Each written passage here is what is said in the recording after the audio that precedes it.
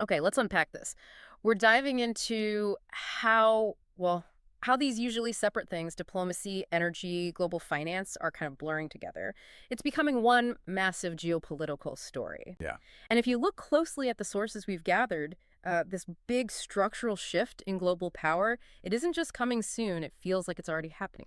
Gaining speed, actually. That's exactly right. And our mission here, in this deep dive is really to piece together what that looks like on the ground. How are BRICS nations actually building this sovereignty infrastructure? Right, these independent systems. Exactly. Systems designed not just for trade, but really to shield themselves from outside political or financial pressures. And we've got four big things pointing to this trend right now. Okay. There's that surprising Iran-Israel diplomacy happening via Moscow. Then there's this surge, almost, in nuclear energy cooperation. Mm. Trump's comments recently. And, of course, the upcoming BRICS Pay system. Let's start with the diplomacy then, because the Middle East threw up something genuinely unexpected. Russia seems squarely back in the mediation game there. Hmm. We found out Prime Minister Netanyahu actually reached out to President Putin to talk about avoiding, future clashes with Iran. That call itself, that signals a huge shift, doesn't it? Away from just Western mediation. And what's really interesting is the leverage mechanism. It's quite clear.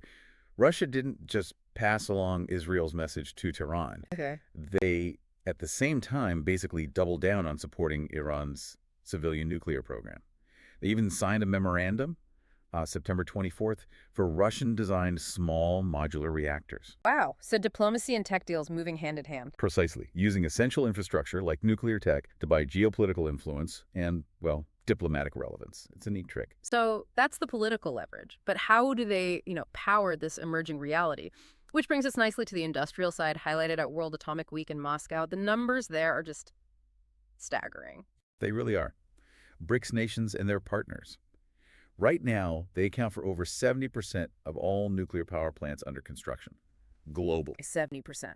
And looking ahead, that industrial drive, it's projected to make up something like 2/3 of all new global nuclear capacity by 2030. And this isn't just paper plans, right? Not at all. It's concrete projects.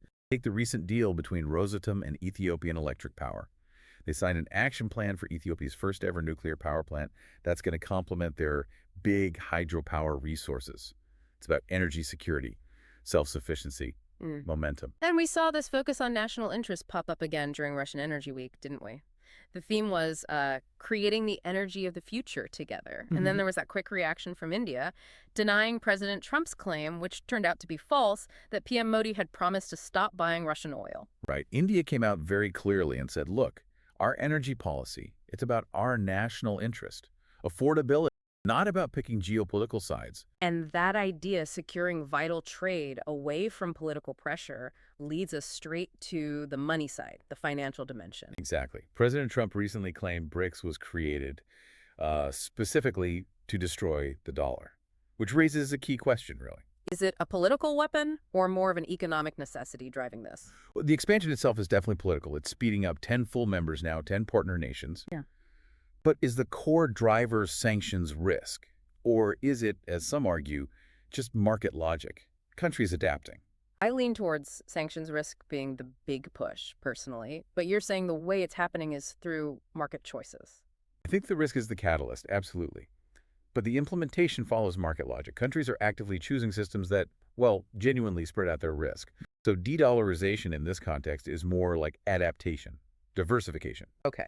And the practical plumbing for this decoupling, it's becoming real with BRICS Pay. They confirmed it's launching soon.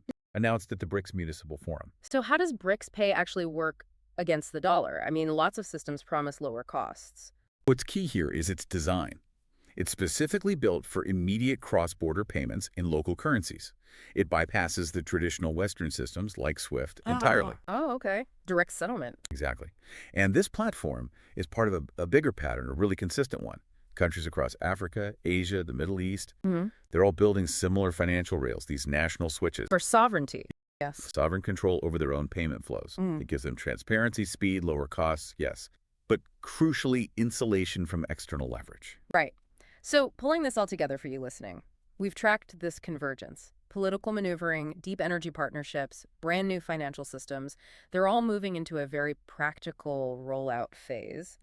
At the same time, the world's clearly experimenting with new ways to work together, to trade, to grow, completely outside those traditional Western-centric frameworks.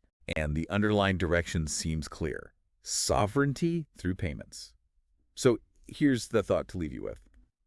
As the global financial system starts to fragment, or maybe restructure, with multiple independent digital payment systems like BRICS Pay and these national switches coming online, Yeah. what does the rise of these parallel digital economies actually mean? For global trade, sure, but also for your own digital wallet, which, let's face it, probably relies completely on today's Western infrastructure. Something to think about as these new digital pipes get switched on.